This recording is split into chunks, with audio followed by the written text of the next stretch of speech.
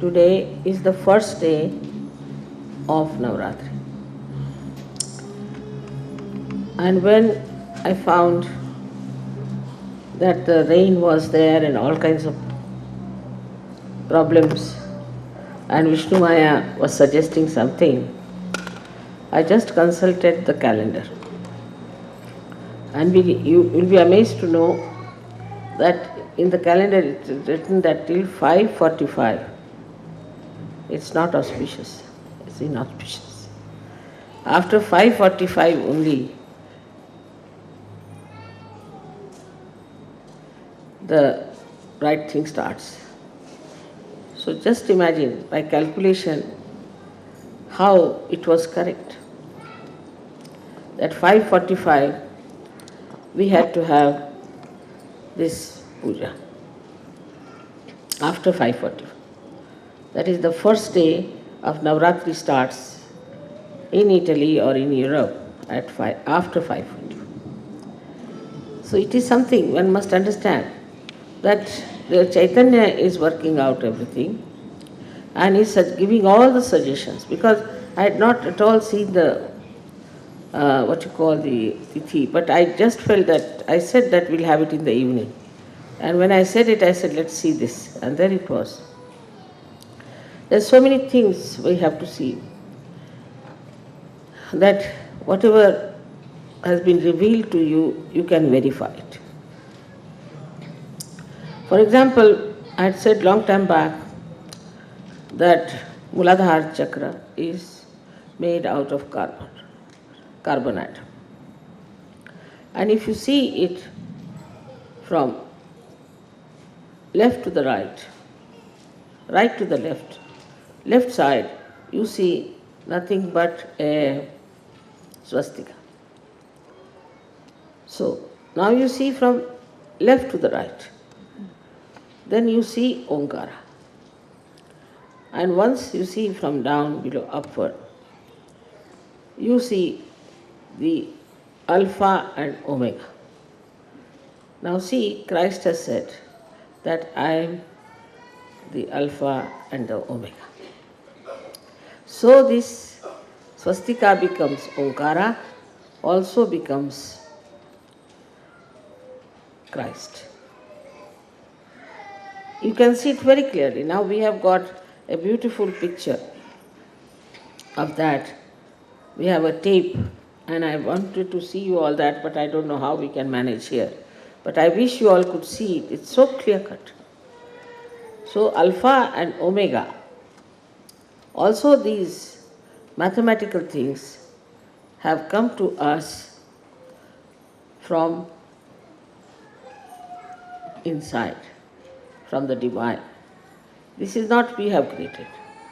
This was found out by some mathematicians who were realized souls, and they used this Alpha and Omega.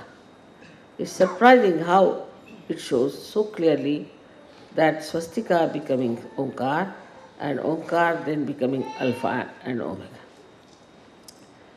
So everything in Sahaja Yoga is tangible and can be verified.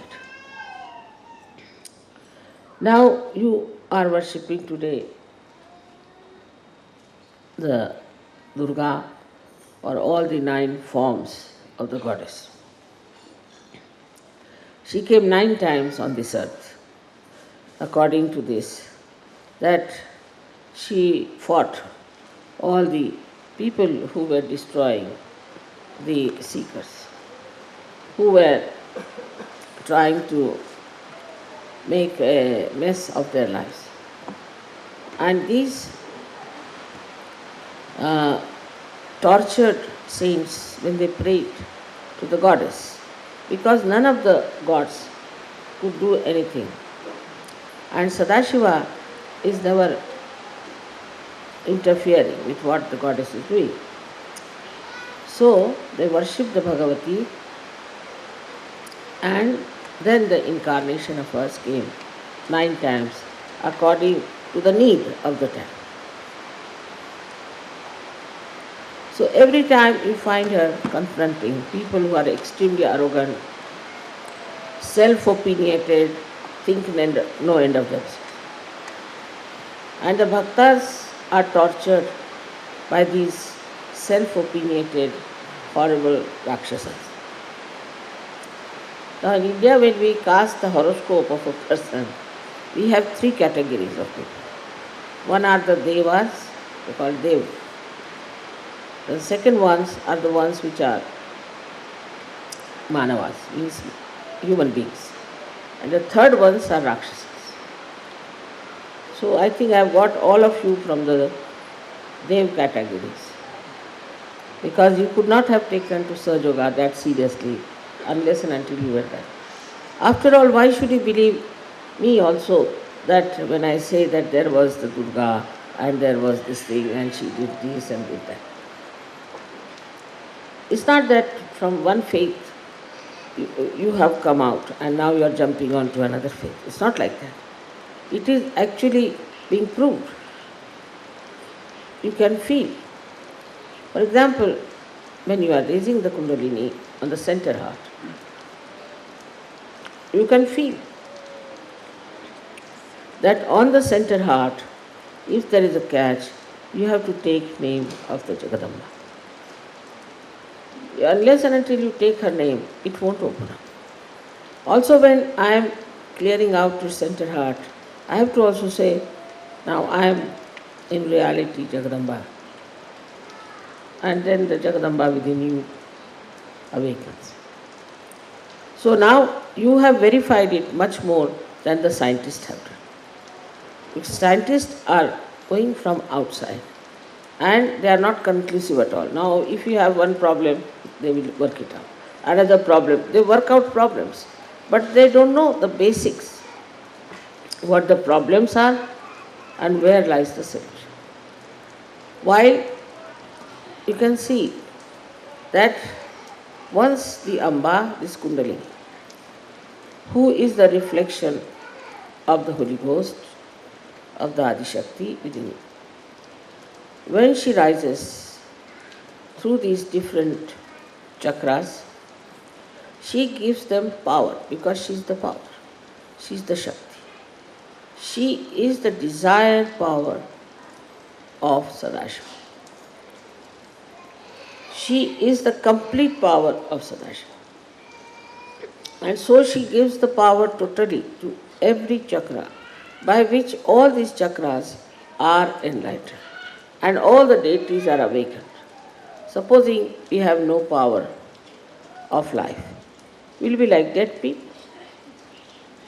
So these centers, when they receive this power, this Shakti, then they are awakened. Now you have seen it. You can do it yourself. It's all tangible. You can verify it. I have told you that she resides on the heart center. Now see how heart center is placed. Also very interesting to see. While she is Jagadamba, but the Amba means the pure form of power resides in the triangular bone, like Kundalini.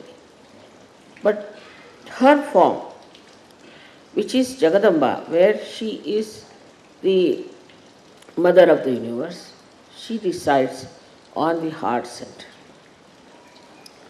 Now this heart center is very important.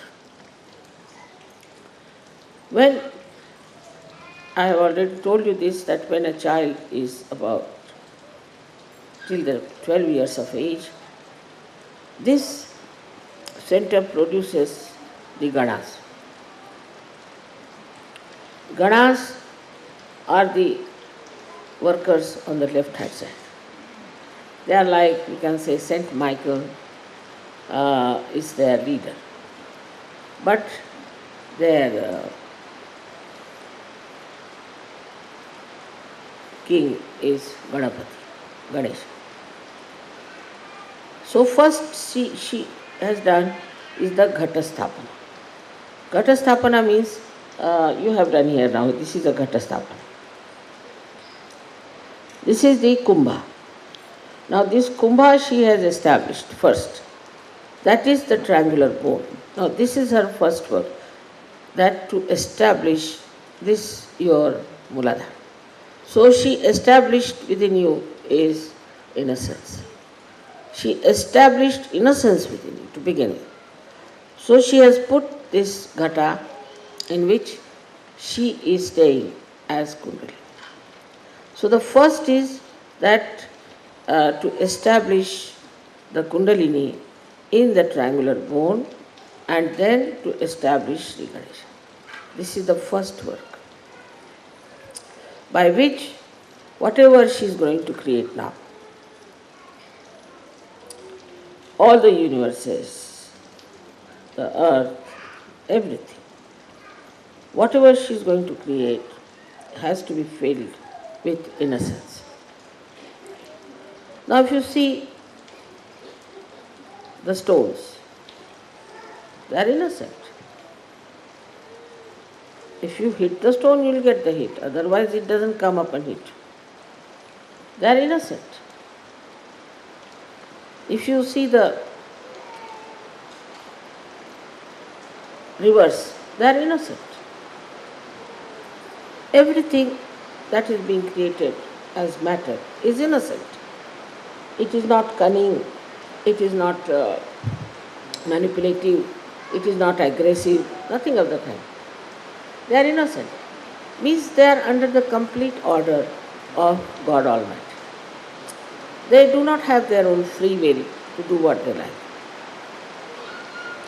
Whatever is done is with the absolutely under complete command of God Almighty.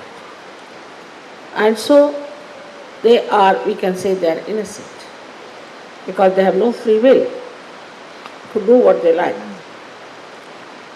So then, if you see the animals also, they also are innocent, except for very few. Most of them are innocent. Innocent in the sense that they are called as Pashu, means they are completely under the control pasha of God Almighty. A tiger will behave like a tiger, and a snake will behave like a snake. But in human beings, somebody will behave like a tiger, tomorrow like a snake, and third day like a worm. There is no steadiness. Or this, you cannot say that this gentleman is today tiger, so tomorrow he will not be a snake. They have no free will to change their individuality. They are left alone. So that is not the job of the Shakti to bother. That's already being created, they are there and they are existing. They have a purpose, that's why they are there. And the purpose is only one, is to support human beings. Because you are at the epitome of evolution. So she has created all these things just for you to be created and ultimately to get your self-realization, to have meaning for your life, to get connected to this all-pervading power, to enter into the kingdom of God. All is her work. So we can say 9 times she came and the 10th time she is supposed to give realization to all of you. But at the 10th time, all these 3 powers are joined together. That's why it's called Trigunatmika. That's why Buddha said Matraya, means 3 mothers put together. So this power, when it starts acting, it has the complete control over all your 3 channels and 7 centers. Complete control. As if without the permission or without the taking the name of this power, you cannot achieve it. Is a fact. And that is where human beings fail. Because they have a free will. And they don't know why to obey anyone or why to listen to anyone and why to accept it. That's why, though you have to be given self-realization, the task is very difficult because you are not used to a way where you don't have to use your free will. Especially in the Western countries, people have choices even for their cereals. I was told that in America there are 126 types of cereals. This kind of nonsense, if you are doing, your ego definitely blows up. And you think that we have a right to decide for ourselves. And you cannot accept somebody who can tell you that this is not right and this is not right. So the same power has now been awakened in the Paramachaitanya. Now this awakening into the Paramachaitanya is doing marvelous work, which you can see clearly. Firstly, you are seeing my photographs. You see my photographs, you are stunned, you are surprised. I mean, I myself don't know what is this Paramachaitanya is busy with. It is so activated that all the time it is working out to convince you people about the truth. If it was so active at the time of Christ, it would have been much better. But it had to be this way. Because human beings are the most difficult things to manage. They have been given freedom. That too, you'll be amazed that the freedom was given to Adam and Eve. But how it was achieved, we should understand this. In the Gnostic Bible it has come out, what I've been saying, that Adam and Eve, both of them, were like Pashus, under the complete control of God. No free will. They would have lived in the nude in the Garden of Eden, would not have even thought of knowing anything more than that, but to eat, live like animals. They're just like animals. Then it is the Shakti itself took the form of a snake and went and told them that you must have the fruit of knowledge. She wanted to evolve. That was not the idea of God Almighty. Because it's quite a headache, to do such a thing.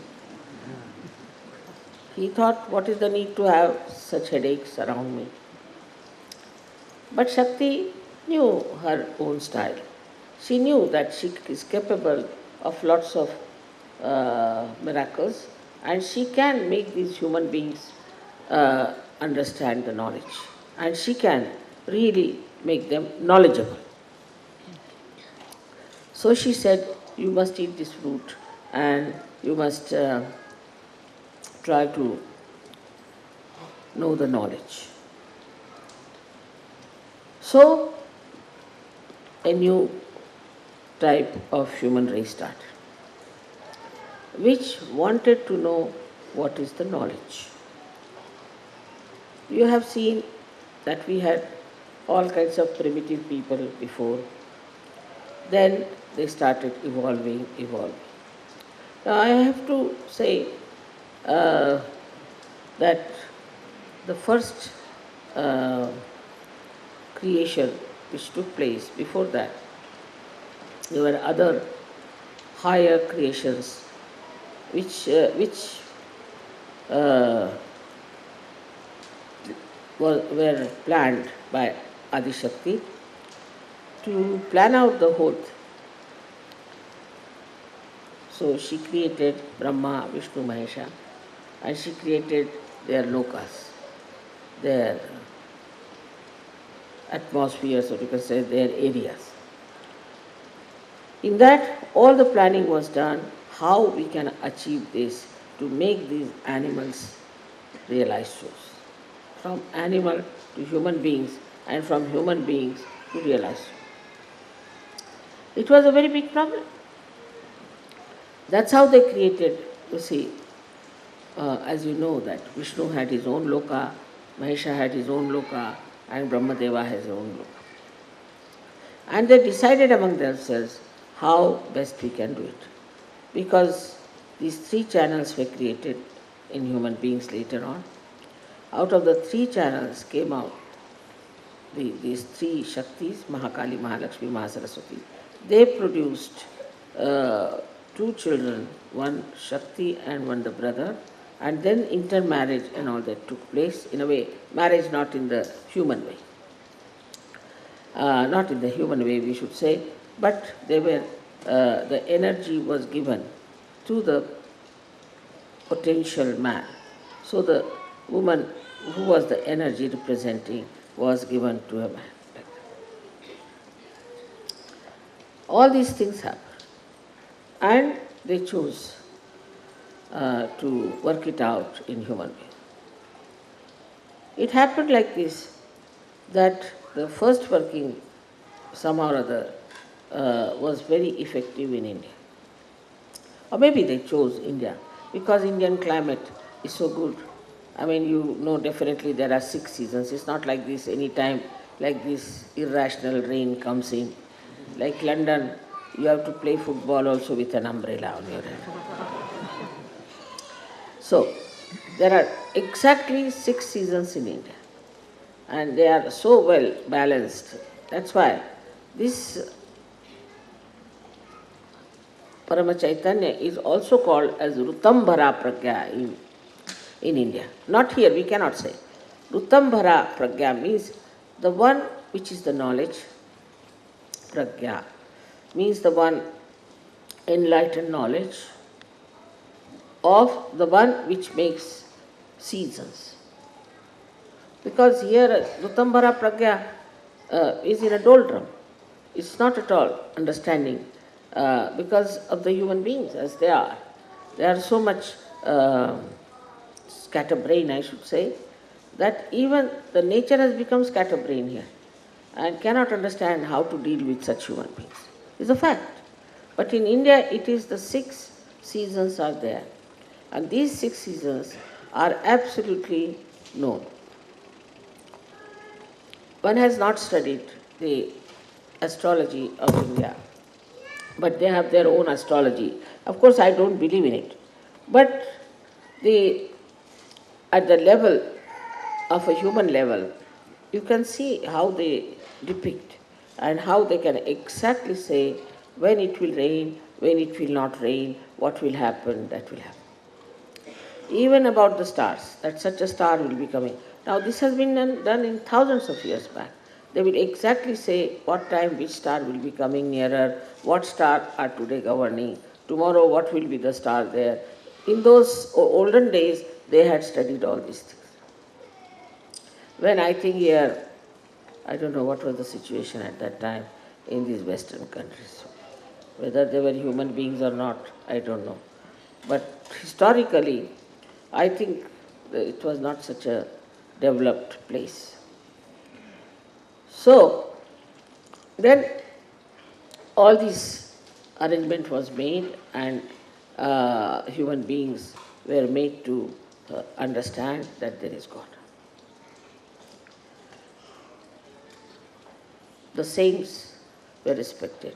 I am telling you in India. Real saints were respected. And they made different observations. Now, when I read, say, Adi Shankaracharya, I am amazed how he knows so many things about me. He knows how my knee looks like, he knows how many lines I have on my back, how many. I mean, it is very amazing how this man knows everything about me. That means through his meditative power, he could envisage me, he never saw me. The description and everything is so clear-cut. Now if you say the 1,000 names of the goddess, 1,000 names of the goddess are so precise. I mean, you can verify them in me. I am just like that. Whatever it is, good or bad, whatever is said about me, is there, is a fact. And it is, the knowledge of these people is most remarkable. How did they know that a goddess is like that? Certain of my things which I also don't know, but they are there, And they have described. It's very surprising. So their meditative power in India was great. The reason was our seasons were disciplined. People are disciplined. In India, most of the people get up early in the morning, do their pujas, everything, take their baths, and they go for work, come home, be with the family, have their food, and then sing some songs and bhajans, and then sleep normally. Very disciplined. They don't go on holidays, they don't get into drinking and things like that. Normally, in the family, no question, if somebody drinks, he's thrown out of the house. He's condemned as a leper. He's called as a daruda, means he is a drunkard. And nowadays some people are drinking, but they hide their drinking. Nobody drinks in the presence of others. I mean, I don't know, the influence might increase and people will start openly drinking, but normally they don't. So because of these 6 seasons being absolutely in discipline, we knew what to do when and how to do it. Now, people could live in the jungles. Like in England, if you have to go out, it takes 15-20 minutes. You have to wear your shoes, socks, your coat, you're under this thing, that thing, otherwise you can't get out. And you start from one place, reaching another place, you'll find it is raining heavily, you have nothing, you get drenched. But this is not so in India. It's so balanced that when you come, all of you come in winter time, you have seen it. It doesn't rain suddenly. It doesn't happen like that at a wrong time. You can stay outside as long as you want. So these people could live in the jungles. In the sense, we didn't have so much idea of comfort at all. In a simple little hut, they could live. Little protection from the sun and protection from the rain for rainy season. That's all. And they had very little needs of life. We didn't use plastics. I mean, there were no plastics that time, or even now. We don't use plastics. And we used to have few thalis and things. In a small family also, they'll have just thalis, which were just permanently with the family. Now I find that such a difference there is. You see, in simple living, what happens that you do not take out all the wealth from the Mother Earth. There's no ecological problem. But by having, as you were saying, so many glasses for this, so many glasses for that, all this kind of thing that you produce has no aesthetic value and has no durability. So then you have mountains and mountains of these huge big plastics which cannot be burnt, which cannot be thrown away. If you throw away in the sea, it floats, and such problems are there. So this Shakti that was working in those days was in them to make them seekers. Because they didn't have to do anything else, It's all right, you have food to eat, you have place to sleep, finished. Not much to be done. Living so happily. With all these comforts in the way that so little a demand on your time. They had time, lot of time. And with that time, what did they do? They didn't go, for a swimming or ballroom dancing or nothing of the kind. With that time, they meditate. And when that time meditation started, then they started realizing what is the divine power, what is divinity, what is God. For example, I'll tell you, here people discuss even the private life of Christ and see all kinds of things. I mean, it's impossible in India. Nobody does that. Never comes to their head that how Krishna had 16,000 wives. Must be some reason. He's God after all. God is God. You are a human being. How can you know about God? Because you have come through Him. They don't discuss such nonsensical things. Must be that. And now when I told them these are His power, 16,000, they said yes. Then the 5 wives were 5 elements, yes. They are God. Nobody discusses these things. God is, how can you understand God? Can you understand me? You can't. Try. Can't understand. Very difficult. So you can't understand. You can't understand God. Please understand one thing, that to understand God is an impossibility. But you can be in connection with God, you can be in the company of God, you can be blessed by God, you can be looked after by God, you can know lots of things about God, but you cannot understand. This is another thing one has to know, that you cannot understand why God does these things, why He does this, why He does that. You cannot understand. You cannot explain. I mean, somebody can even say here, why did He make swastika? Then why did He make Omkara? I mean, here the people are so arrogant that they can even ask God, why did you exist? They can go to that limit, you know. There's nothing surprising. So this arrogance, this ego has blinded us from God. We think no end of ourselves, we are very self-opinionated, and we do not know much about it. So this power, this Shakti, is the one which has given self-realization, will also give you God realization. But still, you will not understand God. You have to go above God to understand. How will you understand? Supposing there's something below you. You can understand.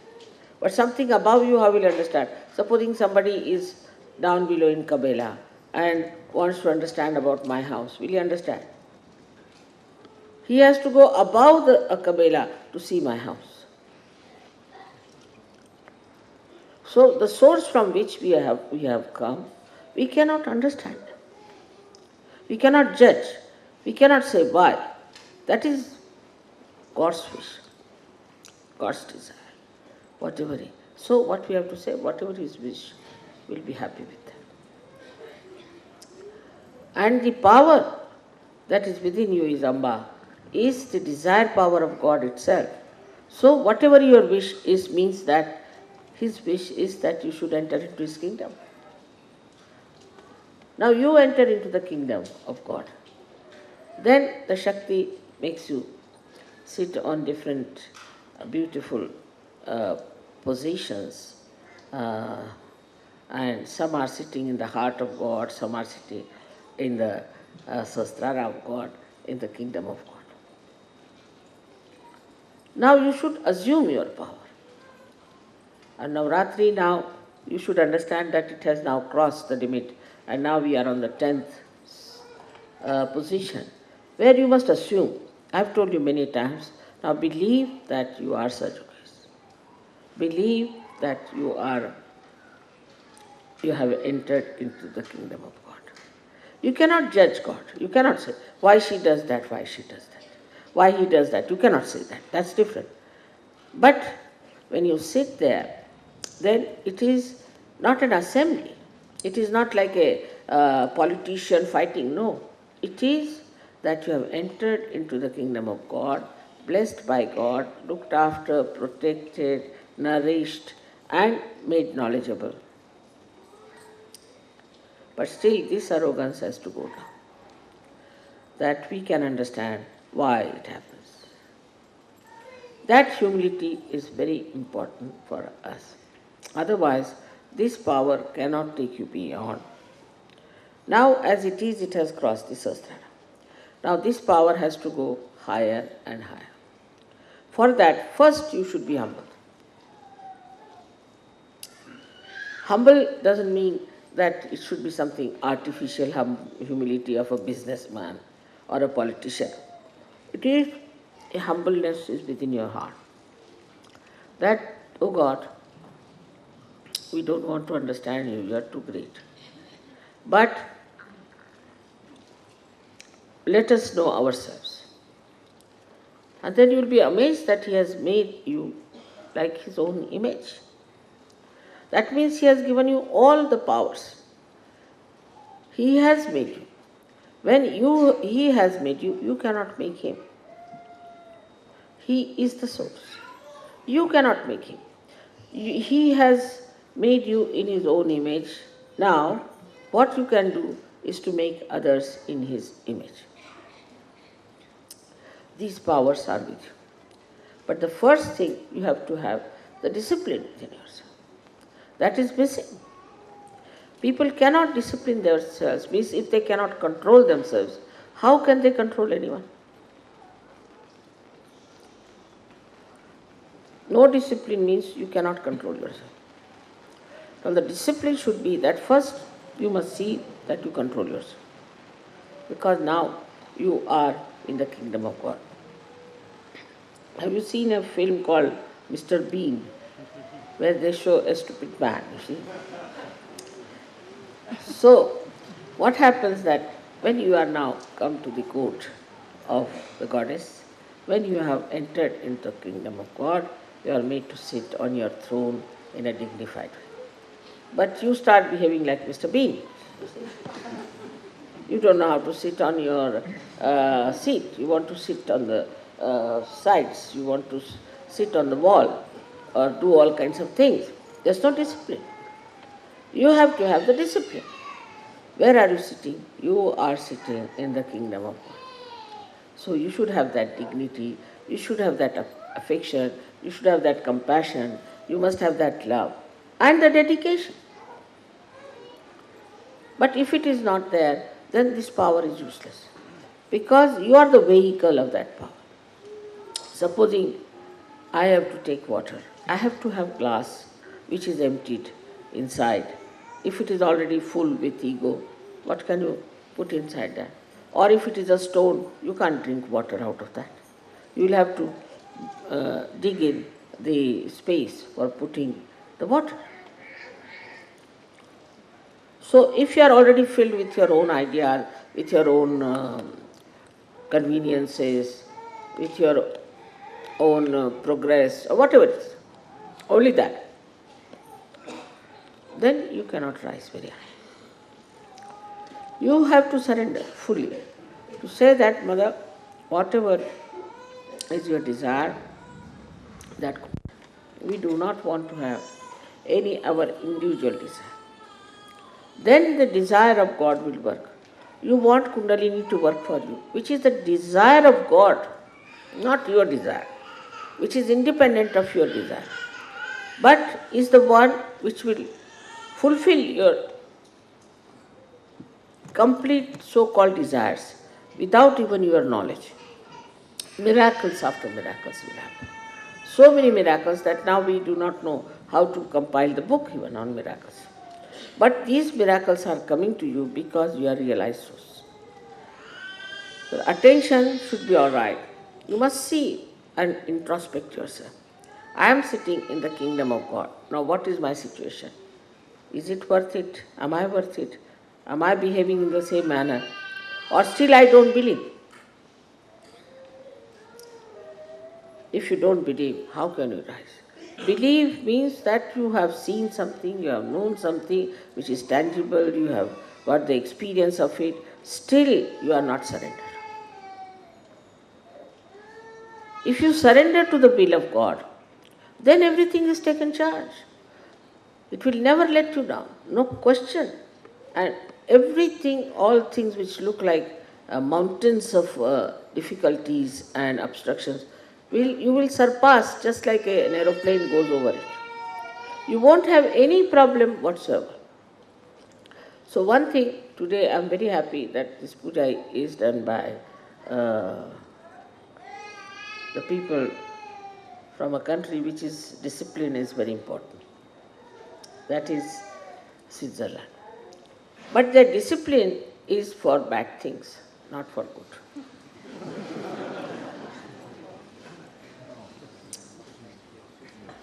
For example, they have a military. Who is going to go to that far-fetched place, you see, to attack? No one. Why do they have military? And compulsory military. Do you know that? Because they have looted other people's money and kept them there like thugs. So all that money is in their banks, and they are worried that any time you see any person can come up and demand the money and may start using the power of destruction on us. So because they are doing wrong, that's why they have a military. Out of fear, just out of fear. There is no need to have any military there. But everybody has to go to military and join the military because they are thieves of the worst type. Then secondly, they have also very much slavery of the watch, which human beings have made. God has not made. So the watch is important because they are making watches. If they are making watches and if they do not slave the watch, under the watches, who will buy their watches? They will say, what's the use of you all have watches and the way you are. So they are very disciplined. Not only, they also are, extremely, as they shown yesterday, really too much of cleanliness in them. Some of the girls who were married, I must say, I'm sorry to say this, but it is a fact, were married from Switzerland. And the reports have come that mother, they must have been maid servants or barmaids. So I said, why? If something falls down somewhere, immediately they'll pick it up and keep that. If something, even just like in the guests, you see the guests are sitting, and they have no time to talk. There's no question of talking to each other. There's nothing. All the time they are worried about this is getting dirty, that is getting dirty, like maid servants. Can you imagine? This has also come from the same horrible disciplining that they have. This disciplining is not divine discipline. Nature is not like that. If you see the nature, see how the nature is beautiful. You'll never find any smell there. But if human beings go and live there, then all smell start. But there is no smell. Nature looks after itself. It cleanses itself. It does everything. So for everything, there's a time, must be done with little leisure. Once if you have to clean the house, to clean the house. But all the time, if your attention is cleaning this, make this clean, put this right, you are good for nothing. You are like a Hoover machine. And who can love such a woman who is just a Hoover machine all the time?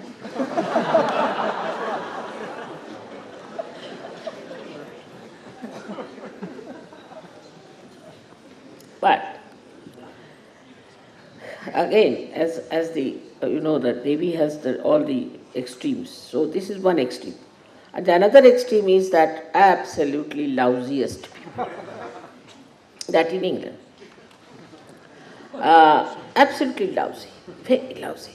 They can live with all kinds of lousiness, and that is going to. So this is in between one has to be. Cleanliness is for us. We are not for cleanliness. We are not paid for that. We are not maid servants. So cleanliness has to be there. We like it, so we'll make it clean. But it should not be that everybody should be panicked about it. To be in a situation that you have no time to talk to anyone, to be nice to anyone, also no time even to meditate. Even meditating, they will be seeing round, if something's falling here, oh my God. I wouldn't be surprised that even in the church they start doing that. There's no discipline of meditation. Discipline of meditation, of divine work.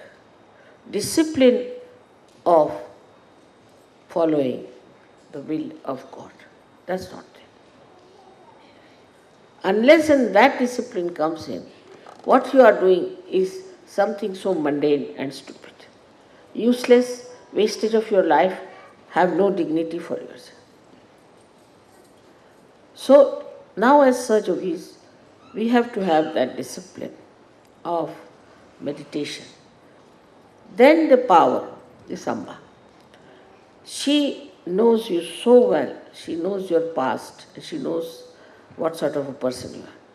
Once you start introspecting and seeing within yourself what is wrong with me, and to reach that state of complete equilibrium, what have I to do? Is to first of all, you have to meditate. There is no way out, I must tell you. There is no way. Somebody said, Mother, I've given up eating this, I've given up eating that, nothing. Mother, I do this and I stand on my head, nothing. You must meditate. And the meditation should be little bit in the morning and little bit in the evening. And don't see your watch when you are meditating.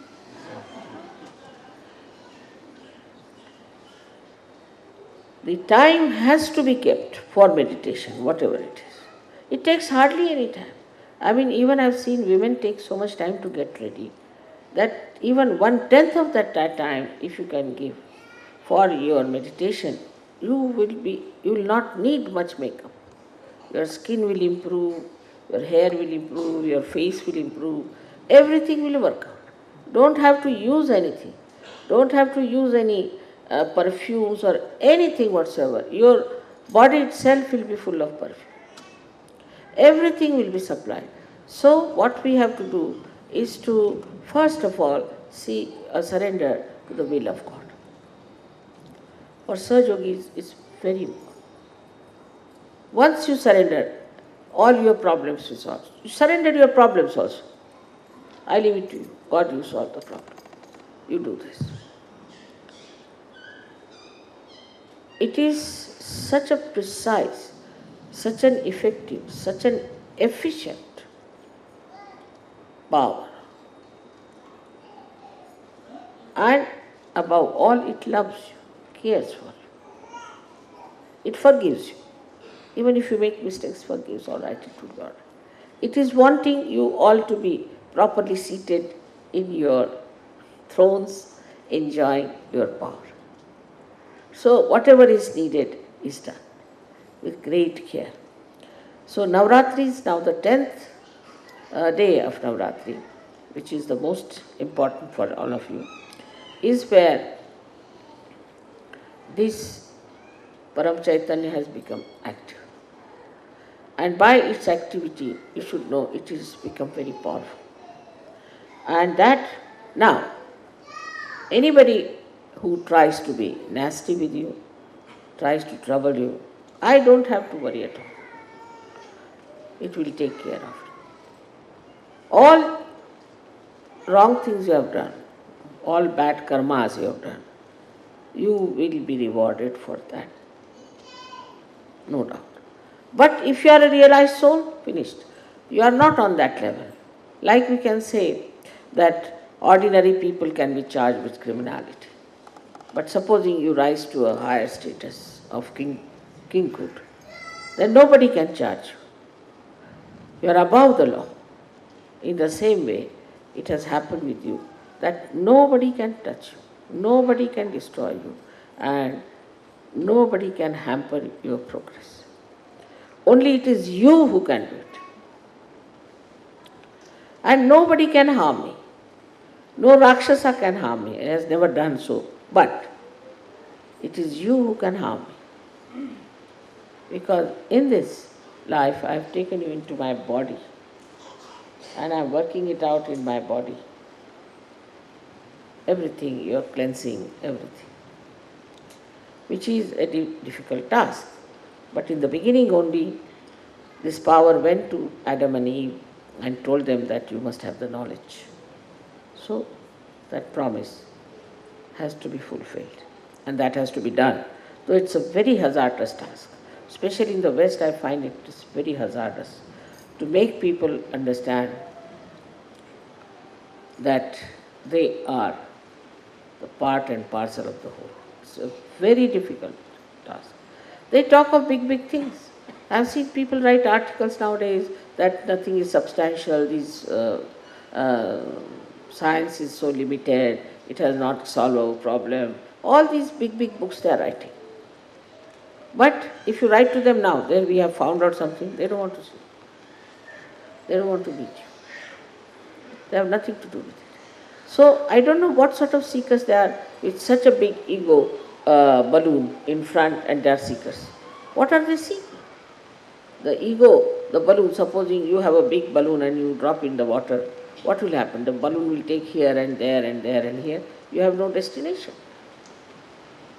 In the same way, they are without any destination, saying that we are seeking, we are doing this, we are doing that. Without any destination, without any understanding, without any meaning to their life. Absolutely useless people. They are worth nothing. We have to try as much as possible how many we can say. But those who do not want to come, there is no need. There is no need for us. They have to ask for it. They have to humble down, and they have to say that we want to come to you. Then only we have. I never write any letter to anyone, please come to my program. All these gurus used to write to all the actors and musicians and all. I never write. It's just I'm advertising myself. If you want to come, you can come. This advertisement also I was not willing. So you can imagine that we have now brought to the fruitfulness of the promise given long time back that you will have the knowledge. And you have the knowledge. But with this knowledge you should be identified and you should know that you have this knowledge. And that this knowledge can be given to others, and we can transform this world into a beautiful world and fulfill the vision of Adishakti. She created you for this purpose, brought you out from human level to the superhuman level for this purpose. And that is what you have to do it. And if you are today worshipping me as the Jagadamba, then know that the Jagadamba itself is nothing else but Adishakti. And unless and until you people rise to that level of disciplining yourself in divine, like some people are still smoking, oh, it's all right, we are ordinary people, we can't. All right, get out. Don't worry about it. They'll be left behind. Useless people, where will they go? They'll be, I think, hanging in the limbo, because there isn't much space now left even in the hell. So what is going to happen to them? But all this is available to you. Only thing you must know how to control yourself. Control your senses. In small, small things also we cannot control ourselves. If we cannot control our own horses, how can we reach that stage where we have to reach? So in all these small things, don't waste your energy. Just think, you have to meditate, you have to arise, and you have to give it to others. This is very much possible if you really love yourself. If you love yourself, then you have to understand that see my body, see my mind, everything is given to me by God. How beautiful it is. And now it's such a beautiful world, and it will be used by God for such a great purpose. You are molded, you are made like that up to this point, but now it is your free will, and with this free will you have to rise. With this free will you have to understand what is to be done and how to achieve that state. It is nature's reaction to things. Always. Nature reacts to human. Nature has no free will, but God reacts. And when the reaction of the God comes in, then we find all these things happening.